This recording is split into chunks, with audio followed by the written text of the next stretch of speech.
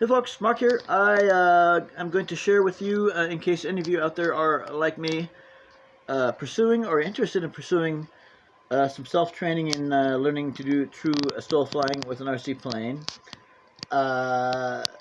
This is part of my journey, and what it is I watched some videos today. I've been watching some videos for a while. Part of my self-training to learn to fly a STOL, and the landing is the hardest part of the STOL flying, in my opinion, and seems to be the general consensus. So I'm really focusing on that right now. Excuse me. So I watched 3 videos today on YouTube. I've watched some others, but I decided to actually start documenting the ones I've watched and mention them. So I watched a video on the YouTube channel called RC space Tommy, Tommy space D. He's just got some good videos of him flying, I believe, a timber, doing what I'm doing, practicing and working on building and improving and practicing technique for STOL landings with his airplane. So I watched that. He did a good job. That was very inspiring, and I learned some stuff.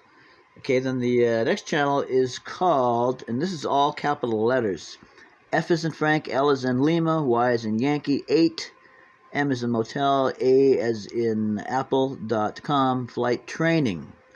Now that's a video that shows, it's a training video about full-scale STOL takeoffs and especially landings. So I watched that, watching the full-scale planes and listening to the description of the technique for the full-scale planes so that I can use that as well. And then finally, last but not least, is a video from the YouTube channel Michael Wargo, M-I-C-H-E-A-L, Wargo, W-A-R-G-O, Michael Wargo channel. He's got a video on his channel called Tips, Tricks, and Techniques on Landing. It's fantastic. And he emphasizes some, I really recommend you watch that video, anybody who's interested in RC flying. But he really emphasizes some things, including that you use your throttle for descending, not your elevator. Use your throttle for descending when you're doing a STOL landing, and you do your elevator for controlling the speed. So to slow down, more up elevator. To lose altitude, to descend, less throttle. And you hold it while flying it in a nose up, tail down position. Now, he also says that one of the good slogans to remember for landing is fly the plane all the way to the ground. Fly the plane all the way to the ground. You're not shutting the motor off and gliding it in. You're flying and paying attention to what you're doing and manipulating the controls all the way to the ground to an extent. So that was great. So this is my flight plan for hopefully tomorrow, but as soon as I can, weather permitting, etc. This is my flight plan using what I've learned particularly from the flight training, flysma.com flight training full-scale videos on STOL landings. From what I learned on that on YouTube and the Michael Wargo channel, from what I learned on those 2 videos, I put together this flight plan for the very next STOL training flight, self-training. All right, so first thing I'm going to do is I'm going to go with, well, you don't have to look at my list. I'll just read it to you. I'm going to go with the full-up elevator takeoff because since I'm working on STOL flying, the quickest way I can take off is full-up elevator. Oh, by the way, instead of running, I've always flown my planes the way they were set up out of the box, including my previous Maule. Flew all my planes the way they were set up out of the box. Whatever hole the control rod was in on any of the horns on the control surfaces, that's how I flew it. Well, Model Aviator suggested when he saw I was working on STOL flying, I needed to go to the uppermost hole on the elevator horn to give me maximum elevator authority, which I did, and I'm using 100% rates. So those 2 things, especially using that top hole, which gives you the highest possible authority, that was really, really important for me to get the airplane set up. I'm running a bit tail heavy intentionally. That's helping a great deal to get the plane set up. The plane flies wonderfully with that CG.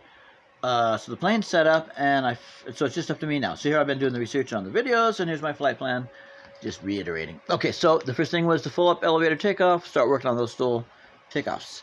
And in the grass where I am, what am I trying to say? You can't really do much of a short takeoff because the grass it provides so much friction against the tires, and the tires sit so low on the grass, you got to get the plane moving really before she's going to take off. And I'm flying on 3S too, but I'll do the best I can to. And I already know that full up elevator and pretty much full throttle once you get her rolling, that works just fine. That's about the best we can do for a STOL takeoff, and it does just fine.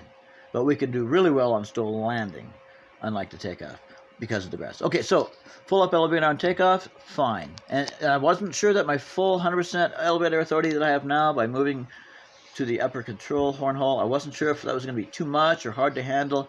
It's not. It's not. It's perfect. It's great. Okay, so I can go ahead and go full up elevator on the takeoff without worrying about it being too squirrely. Number 2 is from the videos that I watched, particularly from Mr. Michael Wargo. He said you want to start your approach very early, your long final approach very early. You want to go very low. You want to get to be going very slow, long before you get to where you're going to be landing. You want to slow way down long before you get to where you're landing. And with full flaps and with a nose up, tail down attitude, which will slow you down. Now, this is very important. He says to reduce throttle. Rather, he says use the throttle to descend, which is, of course, reduce throttle to descend, and use up elevator to slow the plane during your landing. So you're coming in, you're low, you're getting ready to land. So to descend, you're not going to use down elevator or lack of up elevator. You're going to use purely throttle. Reduce throttle to descend and use up elevator to slow the plane. And since you want the plane to go as slow as possible, you want to use as much up elevator as you can, and you're getting yourself into right on the edge of the stall, as Mr. Michael Wargo says. You're flying right on the edge of the stall, nose up, tail down, maximum up elevator to slow the plane maximally, and lowering that throttle to drop and plop the plane in a very precise manner. And he also emphasized that you want to get yourself really, really slow and get yourself with the airplane in the right attitude for landing before you go into ground effect. You want to have the plane sitting and flying and coming in just exactly right before you get into ground effect, and then just hold it there when you hit the ground effect. So that was interesting. He also said, what was the other thing that he said? It's really important. Okay, well, I'll remember. And then he said you want to, well, basically this is what I've seen the full scale ones do more than anything else, is pulse the throttle upon touchdown with full up elevator until the plane comes to a stop. You want to keep some throttle going all the way till it comes to a stop. Yeah. And see what else. But he definitely stated that you want to keep some throttle going on and up elevator when you touch down. And the pulsing, I don't know if he mentioned pulsing specifically, but I've seen it mentioned elsewhere, full scale and with the model planes, and I've seen it on the full scale videos, pulsing of the engine. So anyway, that's what I know about that. That's about it. Seems like there was one other thing. If there is, I'll put it in the description of the video. So that's what I'm going to practice. Take off with the full up elevator. I'm going to practice my approaches, starting really early, getting really low and slow, and slowing way down with my full flaps and my nose up attitude, and using my throttles to descend gradually and my up elevator to slow down the plane maximally before you get into the ground effect. And once you get into the ground effect, hold that, what you've got. And I've got in my notes to hold about 10% throttle, full up elevator, and then stall into a 3-point landing during the ground effect. I forgot to mention that part. That's what it all boils down to for me, in my opinion. Coming in with 10% throttle, full up elevator, reduce throttle further until I stall into a 3-point landing during the ground effect, drop, keep the throttle spinning until the plane comes to a complete stop, and I'm going to pulse because she wants to nose over in the thick grass. So I'm going to go ahead and pulse with full up elevator. Just like you pulse when you're stuck in the grass, you pulse, pulse, pulse till you get the plane moving, and then you can take off. And you pulse, pulse, pulse to get it moving and to keep the nose up also. I'm going to do the same thing on the rollout. from STOL landings. And I hope there's minimal rollout once I get good at this eventually. I guess that's it, folks. So, gosh, it seems like there was one more kind of important thing. Nope, I don't think there was. If there is, I'll put it in the notes. Thanks for watching. Hope you'll watch the video with the results, and I'll tell you if gosh forbid it turns out to be 8 crashes and 1 successful landing, I won't post the video. Okay. But when and if I'm actually making progress, which I believe I will now, I sure do, with the information I'm armed with now, and the setup on the plane now, and I did a landing recently, I did a flight, and then the landing after the flight, using what I have learned and researched now, made me able to do a really great little 3-point landing. It was really good. But I have so much more authority now, with the full elevator authority, by moving the horn, whole situation. I've got so much more. I just got to get used to all the extra authority I have now, and the different CG, the more aft CG. And the plane flies fantastic with that CG, with a hint, just a hint of forward stick. And if I let go of the stick into the wind, the plane flies perfectly. And I'm talking about in experienced mode, high rates, no safe.